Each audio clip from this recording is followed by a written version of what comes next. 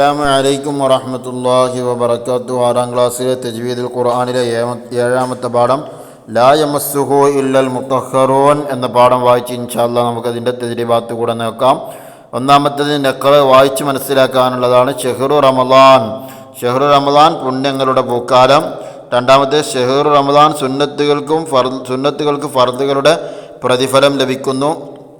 മൂന്നാമത്തേത് ഷഹ്റു റമളാൻ ഒരു ഫർദിന് 70 ഫർദുകളുടെ പ്രതിഫലം ലഭിക്കുന്നു. അടുത്ത നരക കവാടങ്ങൾ അടക്കപ്പെടുന്നു, സ്വർഗ കവാടങ്ങൾ തുറക്കപ്പെടുന്നു. വിശുദ്ധ ഖുർആനിൻ്റെ അവതരണം നടന്നു, ഒക്കെ റമളാനിലാണ്.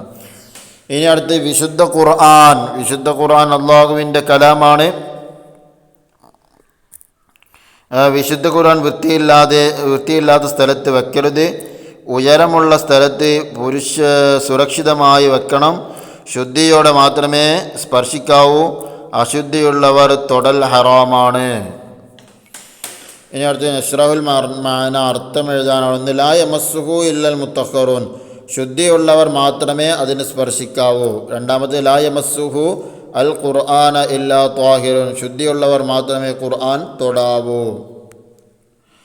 അടുത്ത മൂന്നാമത്തെ റമളാൻ, ഷഹ്റു റമളാൻ അല്ലദീ ഉൻസില ഫീൽ ഖുർആൻ, വിശുദ്ധ ഖുർആനിൻ്റെ അവതരണം പുണ്യ റമളാനിലാണ്. മൂന്നാമത്തെ നുക്കമ്മിലെ വിട്ട ഭാഗം പൂരിപ്പിക്കാനുള്ളതാണ്. മുസ്ഹഫിൽ ഡാഷ് സൂക്ഷിക്കരുത്, മുസ്ഹഫിൽ പണമോ മറ്റോ സൂക്ഷിക്കരുത്. രണ്ട്, വിശുദ്ധ ഖുർആനിൻ്റെ അവതരണം ആരംഭിച്ചത് ഡാഷ് മാസത്തിലാണ്. ഏത് മാസത്തിലാണ്? റമളാൻ മാസത്തിൽ. ഇനി അടുത്ത് തഖ്സീസ്. 1, നഖ്റ സൂറത്തുൽ അൻആം 138 8ാമത്തെ ആയത്ത് മുതൽ 165ാമത്തെ ആയത്ത് പാരായണം ചെയ്യാനാണ്.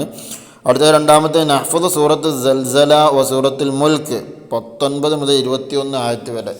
സൂറത്തുൽ മുൽക്കിലെ 19ാമത്തെ ആയത്ത് മുതൽ 21ാമത്തെ ആയത്ത് വരെ മനഃപ്പാഠമാക്കാൻ ഹിഫ്ളാക്കാനുള്ളതാണ്. ഇൻഷാ അല്ലാഹ് ഇതോടെ തദ്രീബാത്ത് കഴിഞ്ഞു. അസ്സലാമു അലൈക്കും വറഹ്മത്തുള്ളാഹി വബറകാതുഹു.